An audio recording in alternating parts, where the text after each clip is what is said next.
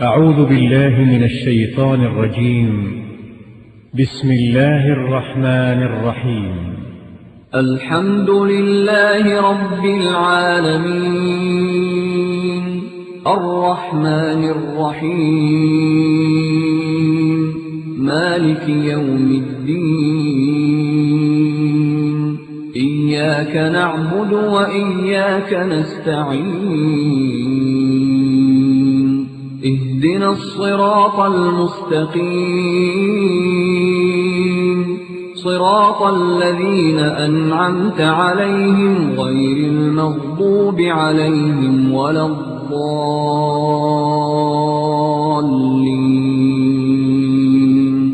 بسم الله الرحمن الرحيم. ألف لام ميم. ذلك الكتاب لا ريب فيه هدى للمتقين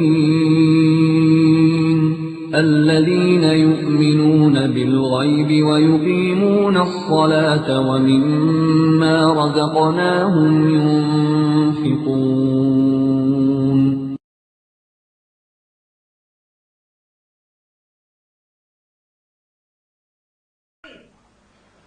حرام ہے اس آدمی کے اوپر میری کسی بات کے اوپر فتوا دینا جو آدمی میرے باتوں کی دلیل کو نہ جانے. حرام ہے بغیر دلیل کے فتوا دینا. کیا ہے؟ امام ابو حنیفہ رحمۃ اللہ علیہ کا فتوا. تقلید کی حرمت کا فتوا سب سے پہلے ائمہ رحمہم اللہ نے دیا اور امام ابو حنیفہ رحمۃ اللہ نے دیا. امام شافعی امام سارے ائمہ نے دیا ہے. سب سے پہلے انہوں نے دیا اور آج جن کا نام لے کر امت کو بانٹا گیا ہے. بولو بانٹا گیا کہ نہیں بانٹا گیا؟ ہاں، ان چاروں اماموں میں سے پہلے یا بعد میں جتنے بھی امام ہوئے ہیں وہ سارے کے سارے دین اسلام کی حفاظت کا ذریعہ تھے. یہ ہمارا ایمان اور عقیدہ ہے. انہوں نے اسلام کی روشنی پھیلائی. دین کے چشم و چراغ تھے. وہ ائمہ ہدی تھے. لیکن افسوس ان کے بعد کچھ ناحکمت اندیشوں نے جہلا پیدا ہوئے. انہوں نے ان کی محبت کی آڑ لے کر ان میں غلو کر کے تعصب کیا. جنونی حد تک تعصب کیا اور فروئی تعصب کو ہوا دیا. انہوں نے فتنے شروع ہوئے. محبتیں نفرتوں میں تبدیل ہو گئی. محنتیں رائگاں ہونے لگی اور کفر کے توپ خانے چلنے لگے دارالعلوموں سے اور باہمی مسلمانوں کے درمیان رسہ کشی شروع ہو گئی. مثلا میں آپ کو بتاؤں اس زمانے کی بات بتا رہا ہوں جس زمانے سے چوتھی صدی ہجری کے بعد سے جب یہ فتنے شروع ہوئے. اسی زمانے میں مثلا یہاں تک کہا گیا کہ حنفی اور شافعی کی شادیوں کے مسئلے شروع ہوئے کہ حنفی شافعی کے ہاں شادی نہ کرے اور شافعی حنفی کے ہاں شادی نہ کرے. امامت ایک دوسرے کی ہے. حرام تھی حرام ایک دوسرے کے پیچھے نماز پڑھنا. خود خانہ کعبہ کے اندر 4 مصلے قائم کیے گئے تھے. 4 مصلے اور 3 پارٹی کے لوگ بیٹھے رہتے تھے. ایک امام شافعی کا اگر نماز پڑھا رہا ہے تو دوسرے مسلک کے لوگ اس کے پیچھے نماز پڑھنے کو حرام سمجھ نہیں آ رہی ہے. ہاں، یہ تو اللہ رحم فرمائے اس حکومت پر جس نے یہ تمام سب مسلے پھاڑ کر اور ایک امام کے پیچھے پوری کائنات کو جمع کیا ہے. اللہ اس حکومت کو سب و شاداب رکھے. آمین یا رب العالمین. جلنے والے آج بھی جلتے ہیں، ایسی بات نہیں. اس بات سے بھی جلتے ہیں ہمارا مسلمان تمہارے باپ کا کام ہوگا. امام ابو حنیفہ رحمۃ اللہ علیہ نے کوئی مسئلہ نہیں بنایا. امام شافعی نے کوئی مسئلہ نہیں بنایا. تمہارے باپ نے بنایا ہے. ان ہی اسماء سمیتموها انتم وآباؤکم ما انزل اللہ بها من سلطان. یہ تم نے کہے ہوئے ہیں، تمہارے باپ داداؤں نے بنائے ہیں. اللہ نے اس کے اوپر کوئی دلیل نہیں اتاری. اللہ نے اس کے اوپر کوئی دلیل نہیں اتاری. تو ایسے شر کو ختم کیا الحمدللہ. اور بلکہ حد ہو گئی. آج میرے عزیزو، آج ہمارے ہاں ائمہ اربعہ کانفرنس لوگ کر رہے ہیں اور کیا کہہ رہے ہیں؟ کہہ رہے ہیں ہم چاروں تو مل جل کے کام کر رہے ہیں. ہمیں کیوں تم لوگ ٹوکتے ہو؟ تم 5ویں ہو تو 5ویں پہ عمل کرو. ہم کو مت چھیڑو. ہم جو کر رہے ہیں کر رہے ہیں. ہم نے کہا بیٹا، اصفہان کے میدان میں لڑائیاں کس نے لڑی تھی؟ ایک دوسرے کو قتل کس نے کیا تھا؟ ہم گئے تھے قتل کرنے. حنفیوں نے شافعیوں کو قتل کیا تھا. شافعیوں نے حنفیوں کو قتل کیا تھا. مشرق کے اندر مقام رے پر جو لڑائی ہوئی تھی اور خورے جنگ لڑی گئی تھی حنفیت اور شافعیت کی بنیاد پر، کس نے یہ لڑائی لڑی تھی؟ آج تمہاری کتابوں میں امام شافعی کو جاہل اور گنوار تک کہا گیا ہے. کس نے لکھی ہے یہ باتیں؟ آج تمہاری کتابوں میں شافعیوں کو اہل کتاب سے تعبیر کیا گیا ہے. کس نے کہی ہے یہ باتیں؟ کتابوں کے اندر، اور پھر کہتے ہو کہ ہم ایک ہیں. ہاں ایک تم ضرور ہو، ایک اس لیے ہو کہ تم سارے کے سارے چور، اور چوروں نے اجتماع کیا ہوا ہے کہ ہم ایک دوسرے کو اچھا کہیں گے تاکہ ہمارا یہ کھانا ساز بھرم، ہمارا یہ گھر کا بنایا ہوا مسالہ برقرار رہے، اہل حدیث اس تک نہ پہنچے.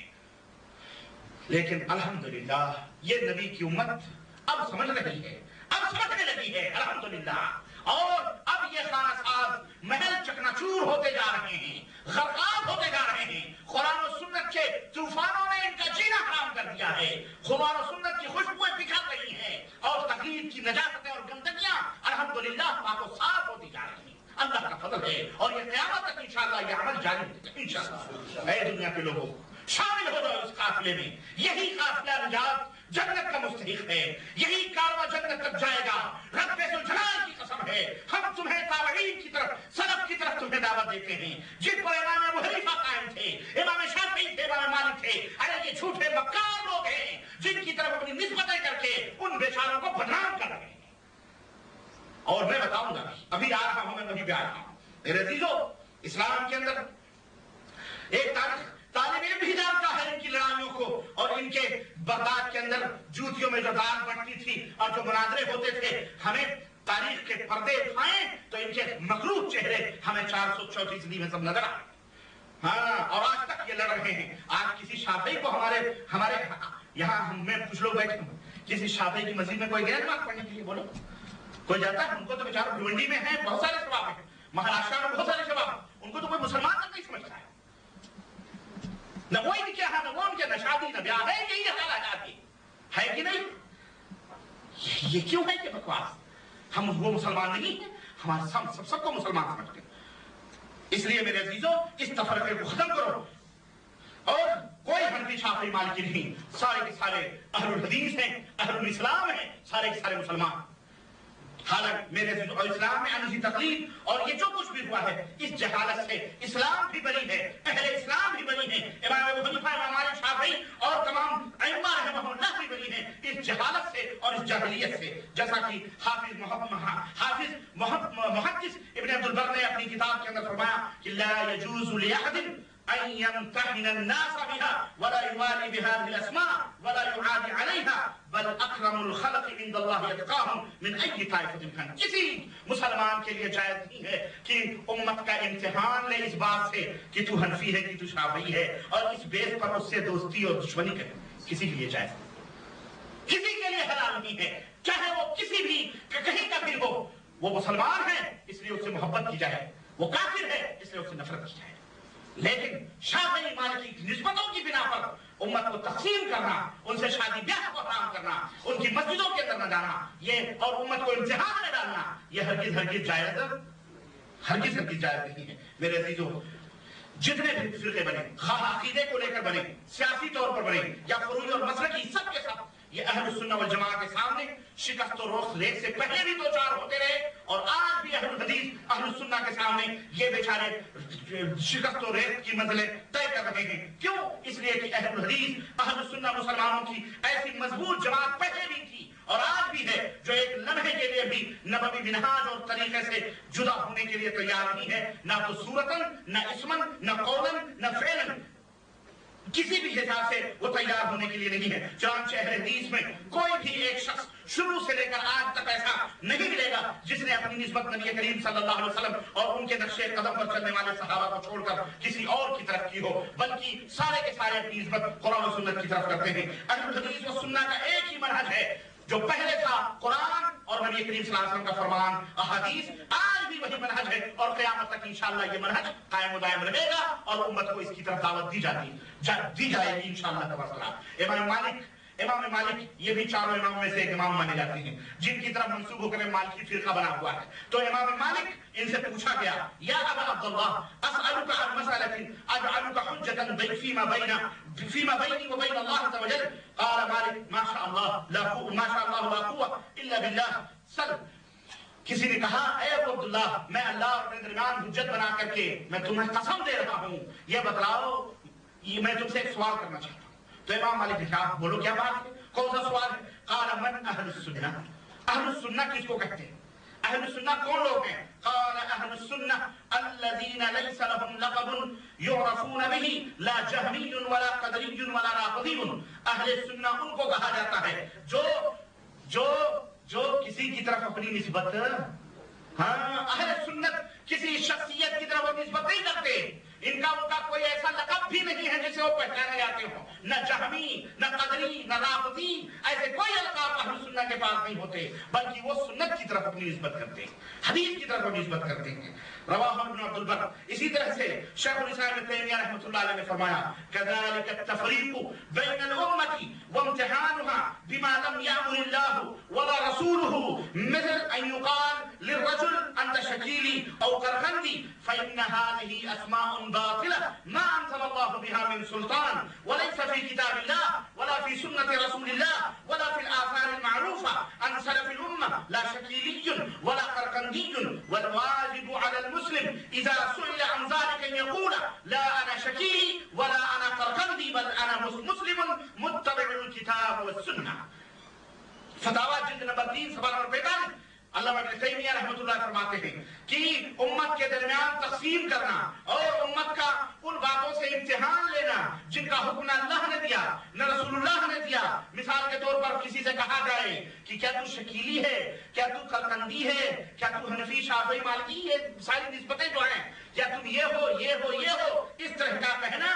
فرماتے ہیں کہ یہ اسماء، یہ ایسے اسماء باطلہ ہیں جن پر اللہ نے کوئی دلیل نہیں اتاری ہے، نہ حنفی پر، نہ شافعی پر، نہ حنبلی پر، نہ مالکی پر، نہ قادری پر، نہ نقشبندی پر، نہ قرقندی پر، نہ شکیلی پر، نہ رفاعی پر، نہ تیجانی پر. کسی پر اللہ نے کوئی دلیل نازل فرمائی؟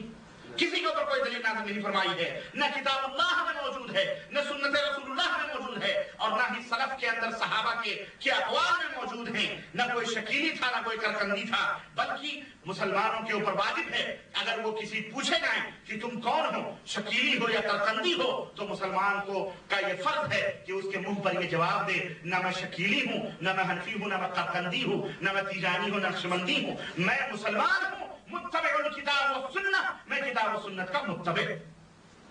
سمجھ آئی کہ نہیں آئی؟ تو بولو آج سے نسبتیں کرو گے آپ؟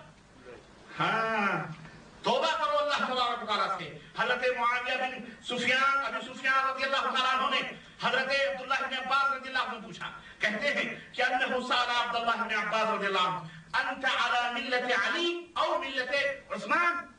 عبداللہ بن عباس حضرت عامر معاویہ نے پوچھا کہ حضرت عبداللہ بن عباس سے کہ تم ملت علی پر ہو یا ملت علی کے دین پر، علی کی قوم میں ملت پر ہو یا عثمان کی ملت پر ہو. تو حضرت عبداللہ بن عباس نے کہا لست علی ملت علی ولا علی ملت عثمان بل انا ملت رسول اللہ صلی اللہ علیہ وسلم. نہ میں علی کی ملت پر ہوں، نہ میں عثمان کی ملت پر ہوں، بلکہ میں رسول اللہ صلی اللہ علیہ وسلم کی ملت پر ہوں. بل ملت ابراہیم حنیفہ. ہاں، ابراہیم کی ملت، ابراہیم کے دین پر. یہی سلف کا طریقہ رہا ہے اور یہی اسی کے اوپر سارے نامزد تھے. میرے عزیزو، مگر جب اسلام کے نام پر اہل بدعت ظاہر ہوئے، گمراہ فرقے پیدا ہوئے، اسلام میں شکوک و شبہات ڈالنے والے پیدا ہوئے، حق و باطل کو خلط ملط کرنے لگے، اس وقت اہل سنہ والجماعہ نے مسلمانوں کے اندر یہ فرقے پیدا ہوئے. ان گمراہ لوگوں اور حق پرست لوگوں میں فرق کرنے کے لیے، تمیز کرنے کے لیے انہوں نے دو طرح کے القاب اختیار فرمائے. دو طرح کے القاب اختیار. ایک طرح کے القاب وہ تھے جو خود رسول اللہ صلی اللہ علیہ وسلم نے شریعت مطہرہ نے دیے تھے، جیسے الجماعہ. میں نے حدیث پڑھی ہے ابھی، اللہ کے نبی صلی اللہ علیہ وسلم نے فرمایا 73 فرقوں میں سارے جہنم میں جائیں گے سوائے ایک کے، اور وہ کون سا ہوگا؟ جماعت. کون سا فرقہ ہوگا؟ اس کا نام کیا ہوگا؟ جماعت. دوسرا اللہ کا اور جماعت المسلمین، اللہ کا عزت میں جماعت مسلمانوں کی جماعت ایک نام فرمایا ہے، اس طرح کا نام ان کو تھا.